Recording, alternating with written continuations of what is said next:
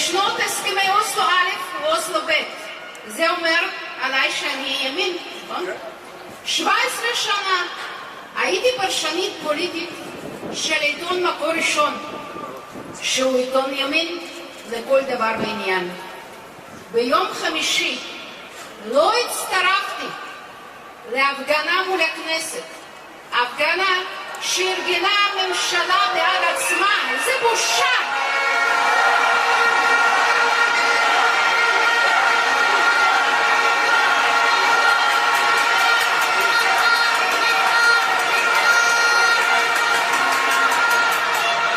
במקום זאת שכרנו חדר כאן בעזריאלי והתייצבתי בקפלן. אז האם זה אומר עליי? האם זה אומר עליי שאני שמאל? נולדתי במדינה טוטליטרית, ברית המועצות לשעבר. גדלתי בבית של מתנגדי משטר. בגיל 17 חזרתי בתשובה והתחלתי ללמד עברית בלנינגרד במחתרת. ראיתי מורים ופעילים קצת יותר מבוגרים ממני שנעצרו ונשלחו למחנות עבודה, כך שאני מכירה היטב מציאות בה מערכת המשפט כפופה לשלטון ועושה את דברו. זה אסון.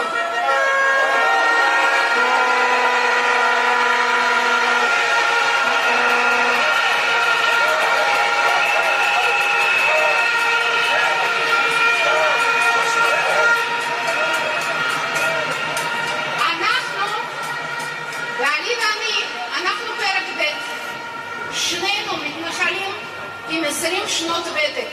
הוא מעטרת ומפסגות, אני מחברון אפרת ותקוע.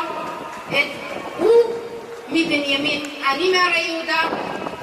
את ביתנו הקמנו יחד בירושלים. אז היום, בגלל שאני מתנגדת להפיכה משטרית במדינה שלי, אני שמאלנית?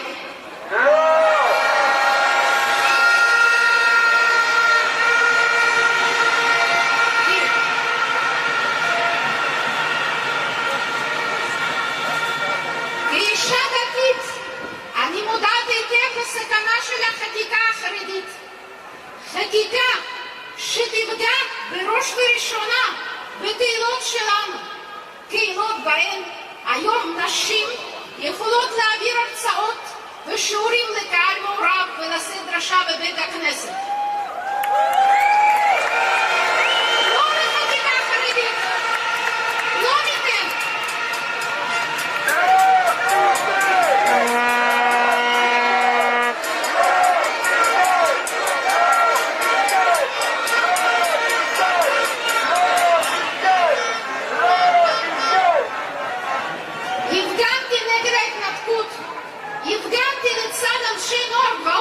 שמשנתם הדתית והחברתית מנוגדת להשקפת עולמי ב-120%.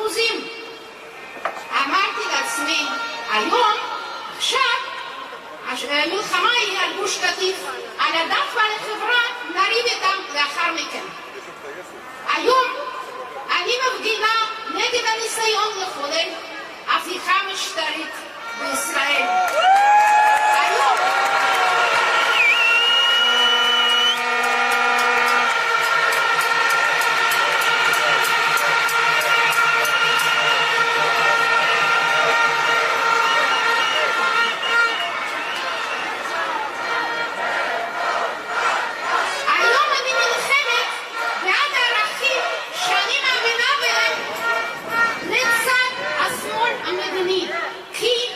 לכולנו אותה מטרה, המטרה לשמור על ישראל שלנו המוכרת, האהובה, הדמוקרטית.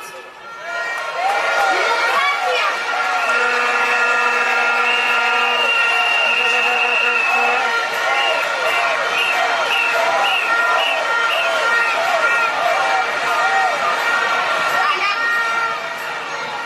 על הבנייה ביו"ש, שאותה אגב ממשלת ימין על מלא בינתיים הסכימה להקפיא, נריב ונתווכח לאחר מכן שננצח, ואנחנו ננצח.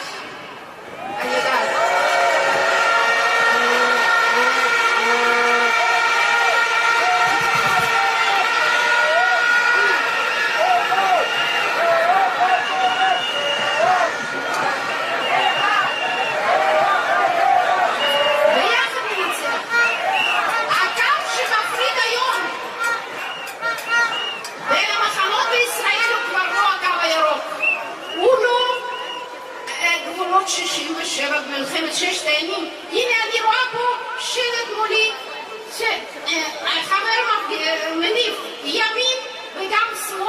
נגד ההפיכה. הקו שמפריד היום בין המחנות בישראל הוא קו שחור. קו שמפלג את המדינה לתומכים במשטר דורסני ומושחת.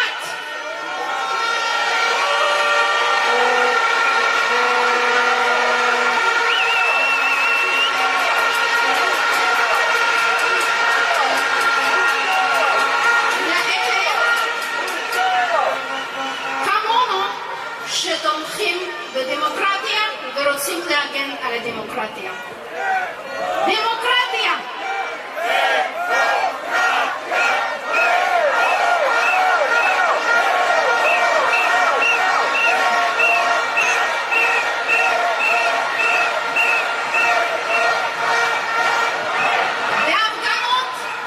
וההפגנות שלנו המיועדות לשמור על מדינת ישראל שחגגה שבוע יום הולדת, עומדים כתף אל כתף, חובשי כיפה וחילונים, עולים וילידי הארץ, אנשי ימין ואנשי שמאל ואנשי מרכז, כי אין לנו ארץ אחרת.